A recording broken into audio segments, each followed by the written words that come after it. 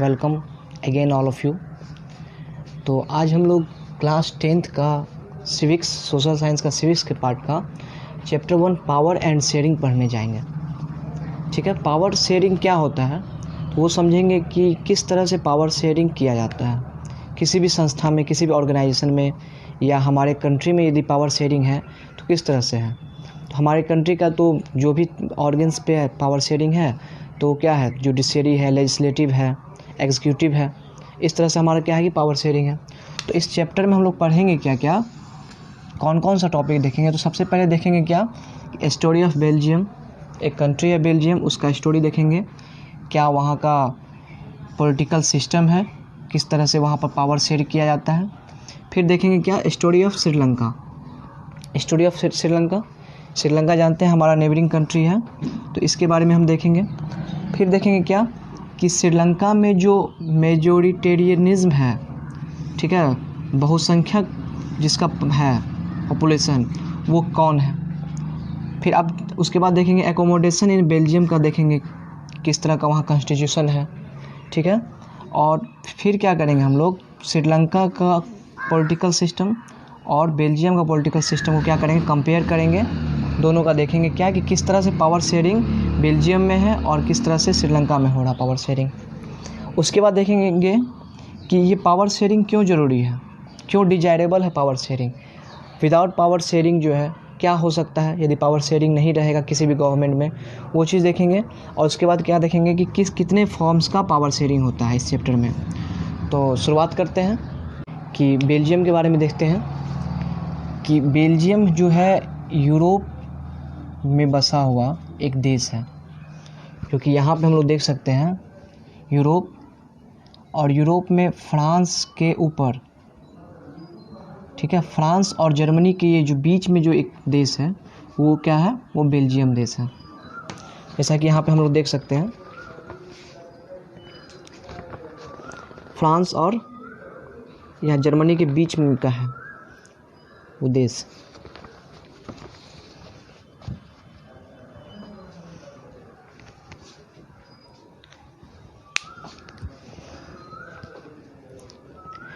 अब हम लोग बेल्जियम के बारे में देखेंगे कि बेल्जियम जो है कि यूरोप का एक देश है जिसका पॉपुलेशन लेस देन 1 करोड़ है। पॉपुलेशन कितना है बेल्जियम का, 1 करोड़ से भी कम है। और लोकेशन की बात यदि हम करें बेल्जियम का, तो बेल्जियम जो है यूरोप में यहाँ फ्रांस और जर्मनी के बीच में बसा हुआ एक छोटा सा देश है। फ्रांस और यहाँ जर्मनी के बीच में बसा हुआ एक छोटा सा देश है। तो पॉपुलेशन लेस देन 1 करोड़ है, जिसका मतलब ये हुआ कि हमारा जो स्टेट है हरियाणा का हाफ पॉपुलेशन है। हमारे देश का एक छोटा सा स्टेट हरियाणा का हाफ पॉपुलेशन है, लगभग लेस देन 1 करोड़ से भी कम जो है यहाँ का पॉपुलेशन है। अब यहाँ का हम एथनिक कंपोजिशन का बात करें तो एथनिक कंपोजिशन क्या होता है कि इसको हम कह सकते हैं साधारण भाषा में कि जातीय संरचना किस तरह से है। जैसे डाइवर्सिटी में है हमारा देश, यूनिटी इन डाइवर्सिटी, तो इसमें भी क्या है कि बहुत सारा डाइवर्स है एथनिक कंपोजिशन। जो यहाँ का जातीय कास्ट वाइज जो सिस्टम है यहाँ पर, ये बहुत ही क्रिटिकल है, बहुत ही कॉम्प्लेक्स है एथनिक कंपोजिशन। तो किस तरह से एथनिक कंपोजिशन यहाँ का कॉम्प्लेक्स है वो देखेंगे कि 59% पॉपुलेशन जो है टोटल इस कंट्री का, बेल्जियम का टोटल पॉपुलेशन का 59% जो पॉपुलेशन है वो फ्लेमिश रीजन में रहता है। फ्लेमिश रीजन क्या हुआ, ये रीजन, फ्लेमिश रीजन में कौन रह रहा है, 59% जो टोटल पॉपुलेशन के लोग हैं। और इस रीजन में रहने वाले लोग क्या है कि वो डच स्पीकर हैं, वो उनका जो लैंग्वेज है वो क्या है, वो डच लैंग्वेज है, ठीक है, ये डच लैंग्वेज हो गया। 59% क्या है कि यहाँ हम क्या देख रहे हैं कि जो पॉपुलेशन का लार्ज पार्ट है वो फ्लेमिश रीजन में रह रहा है और डच स्पीकर है। अनदर 40% का बात यदि करें हम पॉपुलेशन का, तो वो वेलोनिया रीजन में रह रहा है। वेलोनिया रीजन क्या है, उसके नीचे का जो पार्ट है ये क्या है, वेलोनिया रीजन है। तो यहाँ पे टोटल पॉपुलेशन का 40% यहाँ हो गया इस रीजन में, और फ्लेमिश रीजन में क्या है कि टोटल 59% है। तो वेलोनिया रीजन में जो 40% पीपुल जो है लिव्स कर रहा है, यहाँ पे रह रहा है, वो फ्रेंच स्पीकर है, ठीक है। यहाँ 59% क्या बताएं कि जो टोटल पॉपुलेशन का लोग हैं फ्लेमिश रीजन में रहने वाले वो डच स्पीकर हैं, डच लैंग्वेज बोलते हैं, और जो वेलोनिया रीजन में ये जो पीपल रह रहे हैं 40% वो फ्रेंच स्पीकर है, और रिमेनिंग 1% जो बच रहा है, ठीक है, तो 1% जो बेल्जियम का टोटल पॉपुलेशन का है पॉपुलेशन, वो जर्मन लैंग्वेज बोलते हैं। क्या बोलते हैं ये लोग? जर्मन लैंग्वेज बोलते हैं। लैंग्वेज में क्या देख रहे हैं हम कि बहुत डाइवर्स है। जो वेलोनिया रीजन में पीपल फ्लेमिश रीजन में रह रहे हैं वो क्या कर रहे हैं कि डच लैंग्वेज है, डच स्पीकर हैं, ठीक है। वेलोनिया रीजन में यहाँ पर है तो वो फ्रेंच स्पीकर है, फ्लेमिश रीजन वाला डच स्पीकर, और 1% जो पॉपुलेशन का टोटल है वो क्या है कि जर्मन स्पीकर है, ठीक। ये तो हम टोटल कंट्री का देख लिए। अब क्या है कि बेल्जियम का जो कैपिटल सिटी है जिसका नाम है ब्रुसेल्स है, ये छोटा सा बीच में यहाँ इस मैप में यदि आपको दिखाई पड़ रहा है तो ये ब्रुसेल्स बेल्जियम का कैपिटल है। जैसे हमारे देश का कैपिटल क्या है, नई दिल्ली है, तो ये क्या है कि बेल्जियम का कैपिटल है।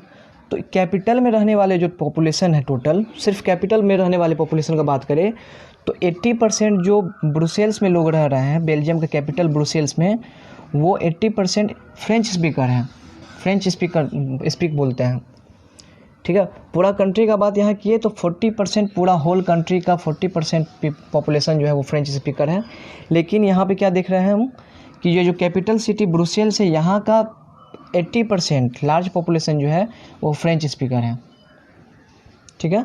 टोटल पॉपुलेशन का 40% है, लेकिन ब्रुसेल्स में रहने वाले लोगों का 80% पीपुल जो है वो फ्रेंच स्पीकर है, ठीक। आप देखेंगे क्या ब्रुसेल्स में बाद बाकी जो 20% रिमेनिंग बच गया ये, तो ये क्या है कि ये लोग डच स्पीकर हैं, ठीक है।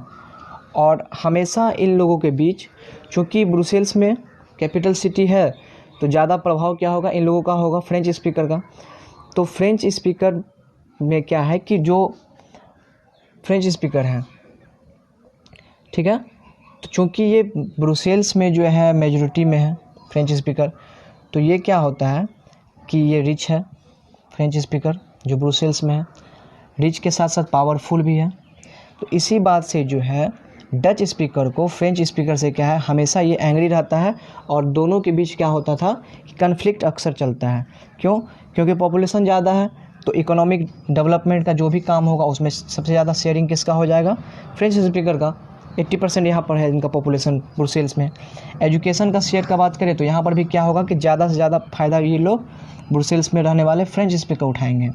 तो 1950s 1950 और 1960s के जो दशक में डच और फ्रेंच स्पीकर के बीच में इस तरह का टेंशन देखने को हमेशा मिला है, ठीक है। हमेशा कन्फ्लिक्ट होता था लैंग्वेज के बेस पर। नेक्स्ट अब हम क्या करेंगे कि अब हम कोशिश करेंगे क्या कि स्टोरी ऑफ श्रीलंका देखेंगे, ठीक है। श्रीलंका के बारे में जानेंगे कि तो अब स्टार्ट करते हैं कि श्रीलंका एक आइलैंड नेशन है जो कि इंडिया के कहाँ पे है? साउथ में है। जैसे कि यहाँ पर इंडिया का मैप है और इंडिया के नीचे में हम हमेशा क्या देखते हैं कि श्रीलंका को देखते हैं। श्रीलंका इंडिया का क्या है? एक नेबरिंग कंट्री है, लेकिन नेबरिंग कंट्री होते हुए ये क्या है कि भारत से जो है ना पाक जल संधि, पाक स्टेट के द्वारा क्या है कि ये अलग है, ठीक है। पाक स्टेट के द्वारा क्या है कि भारत और श्रीलंका एक दूसरे से क्या है अलग है। तो अब हम देखेंगे क्या कि श्रीलंका एक आइलैंड नेशन है जिसका पॉपुलेशन अबाउट 2 करोड़ है। टोटल पॉपुलेशन जो है श्रीलंका का क्या है? 2 करोड़ पॉपुलेशन है। तो अब हम यहाँ के बारे में देखेंगे कि पॉपुलेशन में किसका कितना ज़्यादा पावर शेयरिंग है, ठीक है। तो देखेंगे क्या कि जो मेजर सोशल ग्रुप है श्रीलंका का वो सिन्हला स्पीकर्स हैं। वो जो एक लैंग्वेज है सिन्हला, तो श्रीलंका का जो मेजर सोशल ग्रुप है वो सिन्हला स्पीकर है, और टोटल पॉपुलेशन का अबाउट 74% जो है ना वो सिन्हला स्पीकर्स हैं। 74% जो पॉपुलेशन का टोटल पॉपुलेशन है वो सिन्हला स्पीकर्स हैं, और 18% जो है वो क्या है कि इस तमिल स्पीकर हैं, ठीक है। तमिल स्पीकर कितना है? 18% है, और 74% जो है वो सिन्हला स्पीकर है। तो अब हम देखेंगे क्या कि मेजॉरिटी तो सिन्हला स्पीकर्स का है। तो तमिल्स में देखेंगे कि 2 तरह का तमिल्स लोग हैं वहाँ पर। श्रीलंका में जो तमिलियन हैं वो 2 तरह के हैं, एक श्रीलंकन तमिल है और दूसरा क्या है? इंडियन तमिल है। दोनों में डिफरेंस क्या देखेंगे क्या कि श्रीलंका का जो तमिल है, श्रीलंकन तमिल, वो वहाँ का नेटिव ऑफ कंट्री, वहाँ का ही रहने वाला ये श्रीलंकन तमिल है, जो पहले से ही जो है वहाँ पे रहते थे। तो 13% जो है शेयर, टोटल 18 में से 13% जो है श्रीलंकन तमिल है वहाँ पे, और 5% जो है इंडियन तमिल है। यहाँ पे पॉइंट नोट करने वाला है कि इंडियन तमिल श्रीलंका में कैसे चला गया। तो जब कॉलोनियल पीरियड था, हम जानते हैं कि हमारा देश जो है अंग्रेज़ों के अंडर में था, ठीक है, ब्रिटेन का क्या था, कॉलोनी था हमारा देश। तो उस समय इंडिया से प्लांटेशन का वर्क करने के लिए, जैसे कि टी प्लांटेशन हो गया, कॉफ़ी प्लांटेशन हो गया, इन सब का वर्क करने के लिए एज अ लेबर के रूप में भारत से क्या किया गया, श्रीलंका ले जाया गया लेबर लोगों को, और वो वहाँ जा कर के बस गए। तो ये क्या है, 5% जो पॉपुलेशन का शेयर है वहाँ पर, वो इंडियन तमिल है, जो रहने वाले इंडिया के हैं लेकिन वहाँ जाके रह गए। ठीक है, अब हम क्या देखेंगे कि जो मोस्ट ऑफ सिन्हलीज लोग हैं यहाँ पर, 74% सिन्हलीज हैं, ये बुद्धिस्ट फॉलोवर हैं, बुद्धिस्ट फॉलोवर हैं। ठीक है, बौद्ध धर्म को मानने वाले ये लोग हैं सिन्हलीज, अधिकतर जो सिन्हलीज है वहाँ पर। और क्या, मोस्ट ऑफ जो तमिल्स हैं, तमिल्स में क्या है कि हिंदू भी है और मुस्लिम भी है, बोथ कम्युनिटी का है, हिंदू मुस्लिम दोनों है तमिल्स में। और क्या देखेंगे कि 7% जो है पॉपुलेशन का वहाँ पर वो क्रिश्चियन है। ठीक है, जो सिन्हलीज भी बोलते हैं और तमिल्स लोग भी हैं, सिन्हलीज भी हैं और क्या है तमिल्स भी है, जो 7% क्रिश्चियन लोग हैं यहाँ पर। अब क्या देखेंगे कि इंडिया के साथ क्या है, क्योंकि पड़ोसी देश है, अब इसमें क्या है कि ज़्यादा मेजर सोशल ग्रुप जो भी होगा, जहाँ पर भी जिसका बहुलता होता है, जो मेजॉरिटी में होता है, उसका वर्चस्व जो है वहाँ पर क्या होता है कि सबसे अधिक चलता है। नॉर्मली हम देखेंगे जहाँ पर भी जिस भी ग्रुप का ज़्यादा होता है, तो यहाँ पे क्या है कि सिन्हलीज लोग ज़्यादा हैं, तो स्वाभाविक क्या है कि इनका सबसे ज़्यादा यहाँ पर प्रभाव होगा, प्रभुत्व होगा, हर चीज़ में जो है सारा चीज़ फ़ायदा ये उठाते होंगे। ठीक है, पॉलिटिकली जो बेनिफिट है इनको ज़्यादा मिलता होगा, इकोनॉमिकली बेनिफिट इनको मिलता होगा, जॉब, गवर्नमेंट जॉब यदि मिल रहा है तो वो किसको मिल रहा है, सिन्हलीज लोगों को मिल रहा है। इस बात से जो है तमिल्स लोगों को क्या होता है, तमिल्स लोगों को इनके बीच में दोनों में डिफरेंसेस चलते रहता है, हमेशा कन्फ्लिक्ट होता है। ठीक है, तमिल्स में और सिन्हलीज में हमेशा उस कन्फ्लिक्ट इसी बात का होता है, क्योंकि वो लोग जो है social group, major social group है, तो ज़्यादा बेनिफिट ये लोग ले जाते हैं, हर तरह का बेनिफिट, और इन लोगों को क्या है, इन लोगों को लगता है कि कॉन्स्टिट्यूशनली जो है इन लोगों के साथ क्या हो रहा है कि डिस्क्रिमिनेशन हो रहा है। ठीक है, यहाँ पर अब हम लोकेशन का बात करते हैं, मैप देखेंगे कि सिन्हलीज लोग जो हैं, ये डॉट डॉट डॉट पॉइंट जो है, मेजर पार्ट जो डॉट डॉट पॉइंट है, ये सब कौन सा है, सिन्हलीज लोग हैं इस रीजन में। ठीक है, श्रीलंकन तमिल जो है, ये लाइन जो इस तरह से क्रॉस लाइन दिया गया है, ये इतना पार्ट में कौन है लोग, श्रीलंकन तमिल हैं। फिर हम देखेंगे क्या कि ये बीच का जो पार्ट है यहाँ पर, ये इंडियन तमिल्स लोग हैं। ठीक, और यहाँ पे गोल पार्ट जो है ये क्या दिया हुआ है कि ये मुस्लिम्स लोग हैं। ये लोकेशन है और श्रीलंका का, श्रीलंका हमारे लिए धार्मिक ग्रंथ में भी इसका नाम है, रामायण में भी क्या है कि राम भगवान जो है लंका पर चढ़ाई करते हैं सीता माता को छुड़वाने के लिए, तो ये श्रीलंका वही श्रीलंका है। हम लोग बात कर चुके हैं श्रीलंका के बारे में, बेल्जियम के बारे में, दोनों का लोकेशन देखें, दोनों का जो पॉलिटिकल सिस्टम है, किस तरह से पावर शेयरिंग है वो देखें।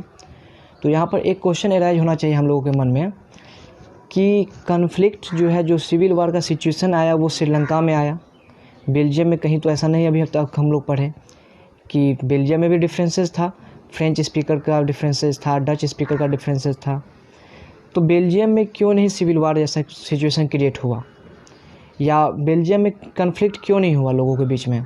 श्रीलंका के बारे में ही हम लोग क्यों पढ़े कि वहाँ पे कन्फ्लिक्ट हुआ, सिविल वार हुआ सिन्हलीज लोगों के बीच में, तमिल लोगों के बीच में। तो इसका आंसर क्या है कि समझने के लिए हम देखेंगे कि एकोमोडेशन ऑफ इन बेल्जियम में देखेंगे कि 1970 से 1993 तक, ठीक है, 1970 से 1993 तक के बीच में वहाँ के कॉन्स्टिट्यूशन को, बेल्जियम के कॉन्स्टिट्यूशन को 4 टाइम्स क्या किया गया, अमेंडमेंट किया गया उनका, वहाँ के कॉन्स्टिट्यूशन में। क्यों अमेंडमेंट किया गया, अमेंडमेंट क्यों किया जाता है अमेंडमेंट इसलिए किया जाता है कि समय के साथ जो भी सिचुएशन आए उसको देखते हुए क्या किया जाता है कि संविधान को इस कारण से फ्लेक्सिबल बनाया गया है। हमारे देश का भी संविधान को फ्लेक्सिबल बनाया गया है जिससे कि हम अमेंडमेंट कर सकते हैं।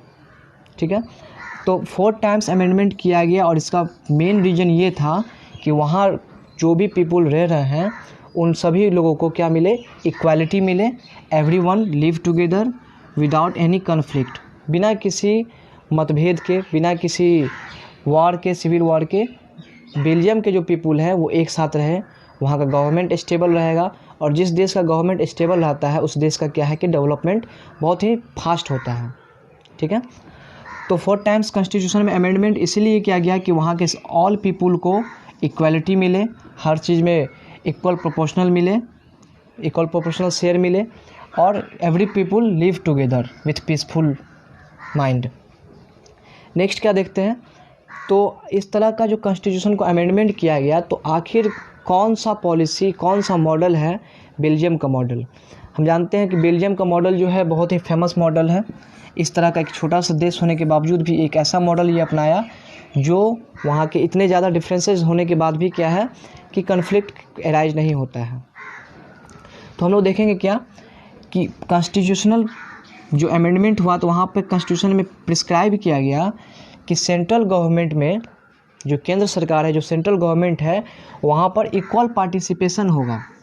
इक्वल पार्टिसिपेशन होगा डच लोगों का और फ्रेंच स्पीकर बोथ का। मतलब जो भी मिनिस्ट्री होगा, जो भी मिनिस्टर्स लोग बनेंगे, जो भी मंत्री बनेंगे, तो मंत्रिमंडल में क्या है, कैबिनेट मिनिस्टर में तो फ्रेंच का स्पीकर का और डच स्पीकर का क्या है कि इक्वल पार्टिसिपेशन होगा। ठीक, जिससे कि किसी एक कम्युनिटी के फेवर में जो है कोई भी वर्क नहीं हो, जैसे कि श्रीलंका में हो रहा था।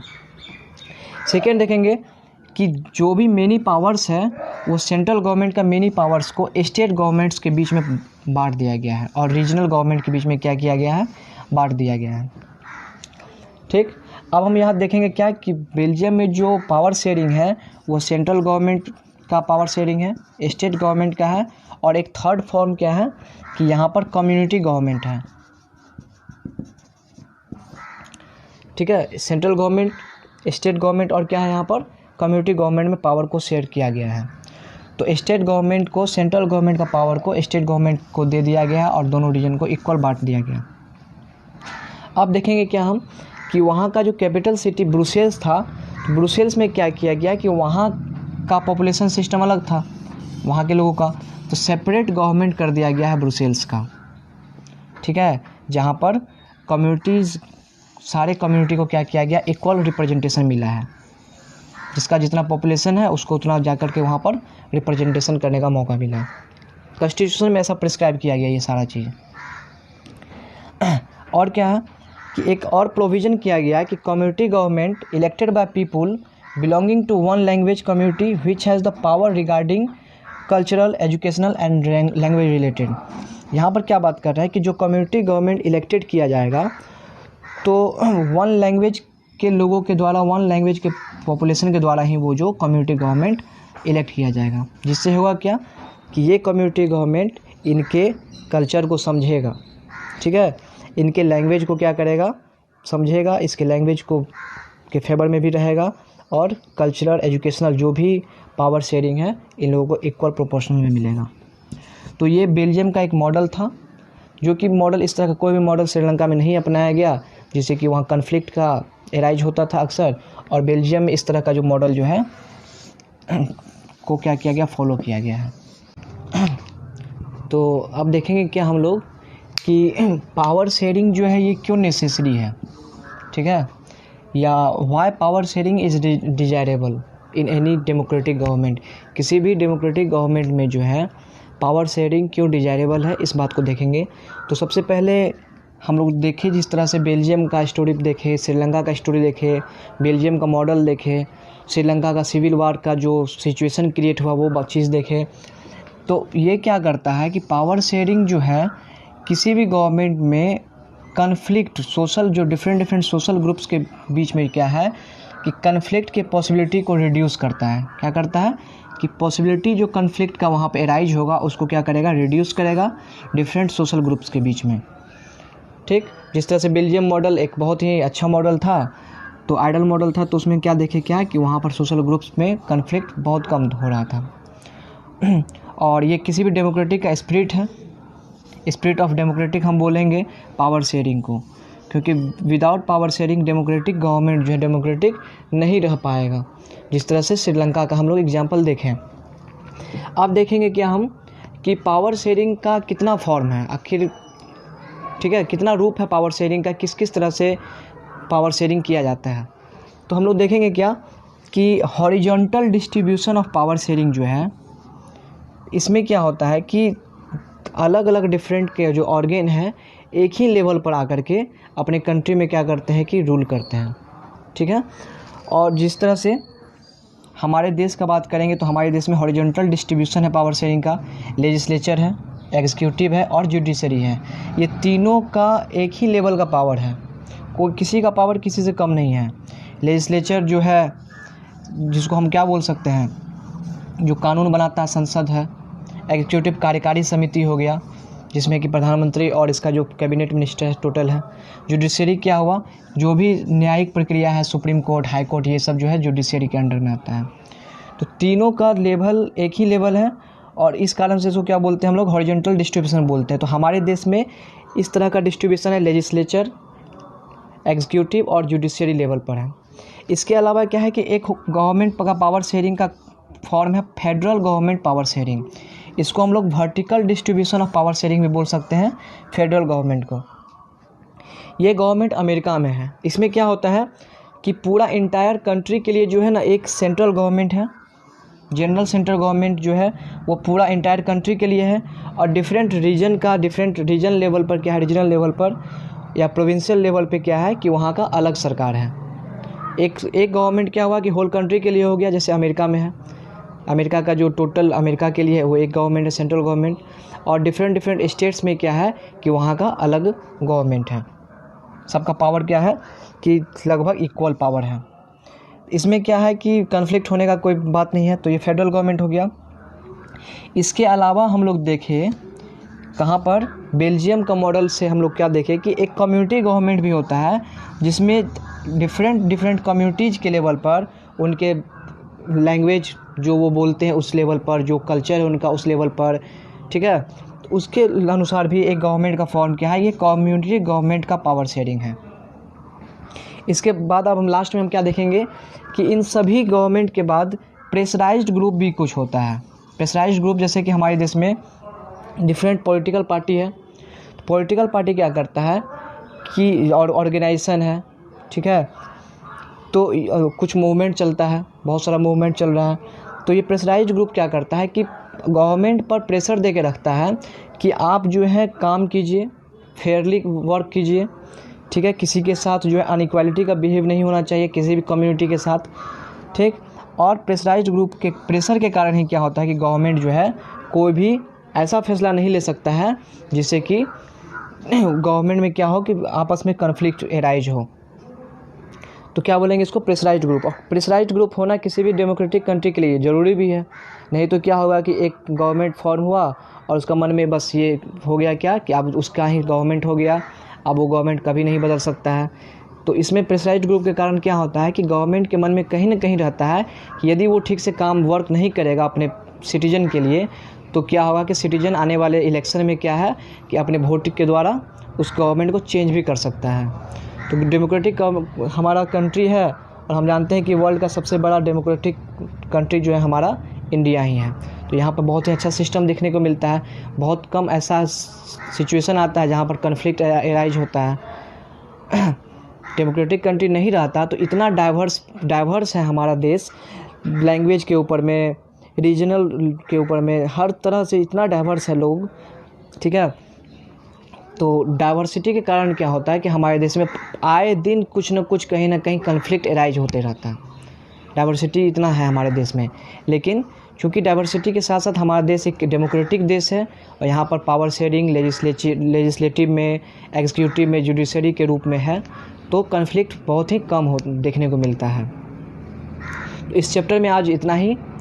तो उम्मीद है कि इस चैप्टर से रिलेटेड जो भी बीच का पॉइंटेड क्वेश्चन होगा आप लोग बनाइएगा, और एनसीईआरटी का सॉल्यूशन लेकर के हम फिर आपके सामने आएंगे। Thank you.